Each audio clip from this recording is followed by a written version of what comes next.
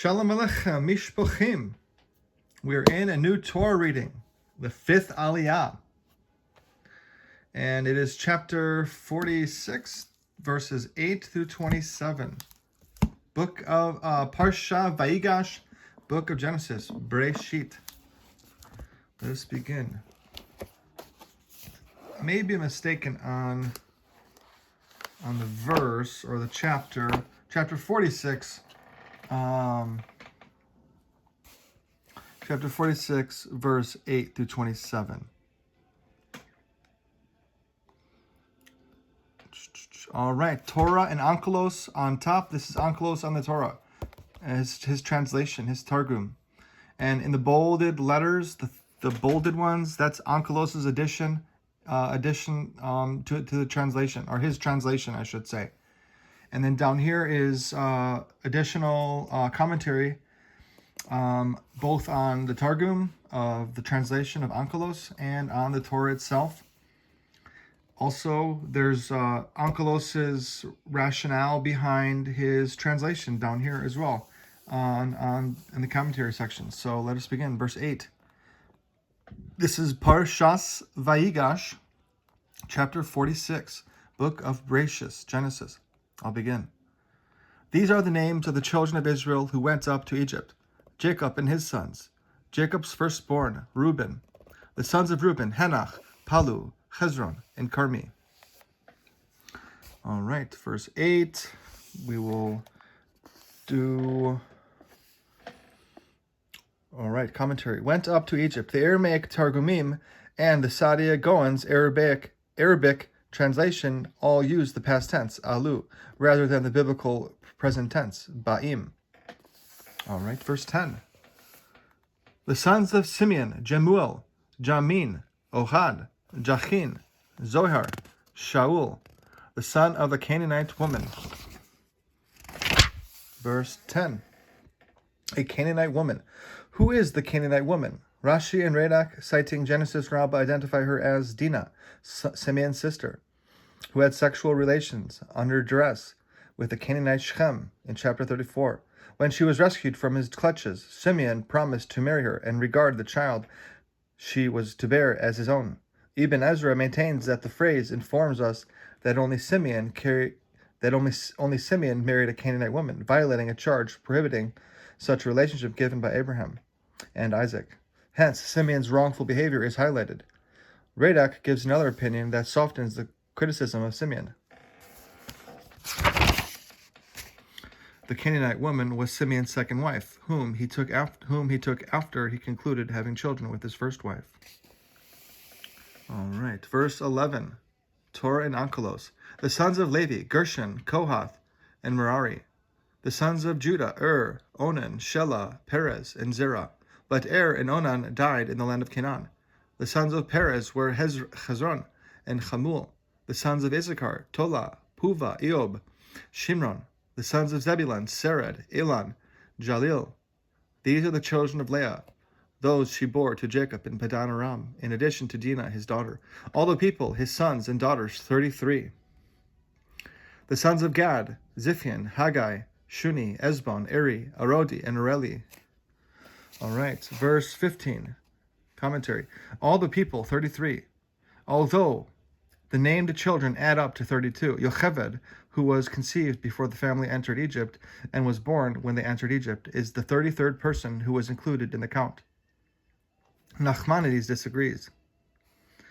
He notes that if Yocheved was born as the family entered Egypt, she would have miraculously given birth to Moses when she was about 130 years old. If Isaac's birth, when Sarah was 90 years old, was publicized as a miracle, Moses' unusual birth should have been mentioned explicitly as well. All right, verse 17. The sons of Asher, Imnah, Ishba, Ishvi, and Beriah, and Sarah, their sister. The sons of Beriah, Heber, and Malchil. These are the children of Zilpah, whom Laban gave to Leah, his daughter Leah. She bore these to Jacob, 16 persons. The sons of, verse 19, the sons of Rachel, Jacob's wife, Joseph and Benjamin. Verse 20, there was born to Joseph in the land of Egypt those, Anasath, the daughter of Potiphera, the chief of On, bore to him Manasseh and Ephraim. All right, verse 19. Commentary. Jacob's wife. Only Rachel is mentioned as Jacob's wife because she was regarded as Jacob's primary wife. Verse 20. Asenath. See appendix. Chief. The biblical understanding translation in English is priest. Verse 21. Torah and Onkelos is translation. The sons of Benjamin: Bela, Becher, Ashbol, Gera, Naaman, Ehi, Rosh, Hupim, and Ard. Verse 22. These are the children of Rachel who were born to Jacob, all the people. 14. All right. Verse 21. Commentary. Sons of Benjamin. Scripture lists 10 sons of Benjamin here in 11 in 1 Chronicles chapter 8, verses 1 through 5. Apparently because one son was born later. The name Ehi here is changed to Achoach in Chronicles, which should not concern us since the Bible has such changes when repeating names. Chazkuni. There are additional name changes that Chazkuni does not mention. Naaman.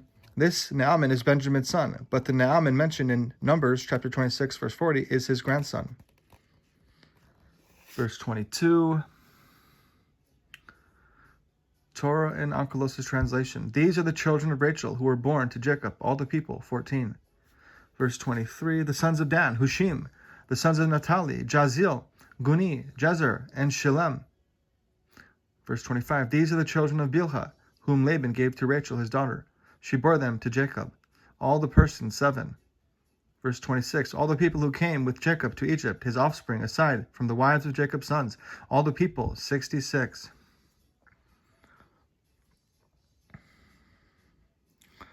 All right, verse 22.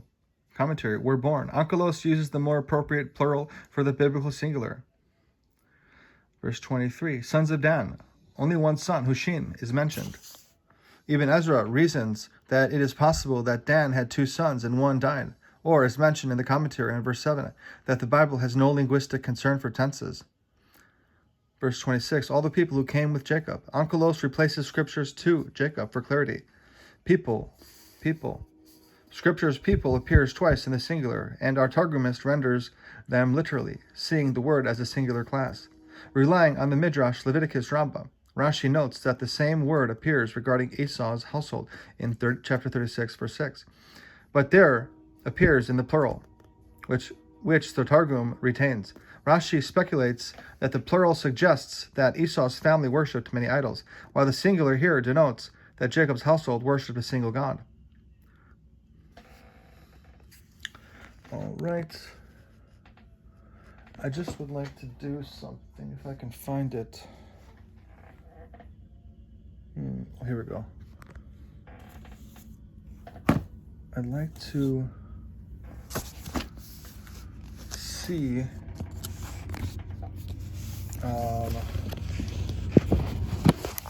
where I am reading until 45, verse 28, verse 7, verse 27. Okay. Verse 27. Torah and Onkelos' translation. Joseph's sons who were born to him in Egypt were 2 persons. All the people of Jacob's household who came to Egypt were 70. Verse 27, commentary, who were born. As in verse 22, Onkelos replaces the biblical singular form of the verb yulad, which is born, with the plural, since Joseph had 2 sons. To Egypt, they settled in Goshen, which is a district in Egypt. All right. And that, my friends, is the 5th Aliyah, the Torah reading, 5th Torah reading, with Onkelos' translation on the Torah. Bereshis, Parshas Vayigash. Vayigash. All right, let us continue and read from the Daily Wisdom Sefer, Wisdom of the Lubavitcher Rebbe. Not the fourth reading, but the fifth reading. Here we go.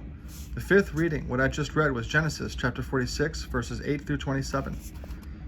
The Torah then lists and counts Jacob's family. The 70th and youngest in the census was Levi's daughter Yocheved, whom we will meet later as the mother of Moses. The title of this daily wisdom is called the power of belief. The total of Jacob's household who came to Egypt was 70 persons. The mission of the Jewish people is to be a light to the 70 nations of the world, and spiritually, they could not begin this mission until they themselves number 70 unique individuals. The person who completed the number of 70 persons was Jacob's granddaughter Yocheved, who was born just as Jacob's family was entering Egypt. It was no accident that Yocheved was the one who brought Jacob's family to this new level, for she and her children later emerged as living examples of the enormous power of faith. She and her daughter Miriam inspired the Jewish people to trust in God by defying Pharaoh's command to kill all newborn male Jewish babies. Yocheved's sons, Moshe and Aaron, revived the people's belief in redemption. Thus, Yocheved's unwavering faith played a pivotal role in the Jewish people's redemption from Egypt. The same holds true today. It is our faith in the ultimate redemption, which we learn from Yocheved's example, that empowers us to fulfill our mission of spreading divine consciousness to all humanity and thereby hastening the advent of the redemption. All right. And that, my friends, is the daily reading on the wisdom of the Parshiot. And the daily reading on the Parshiot, Parsha Vayigash, the fifth Aliyah, Book of Bereshis. Have a wonderful night. Laila Tov.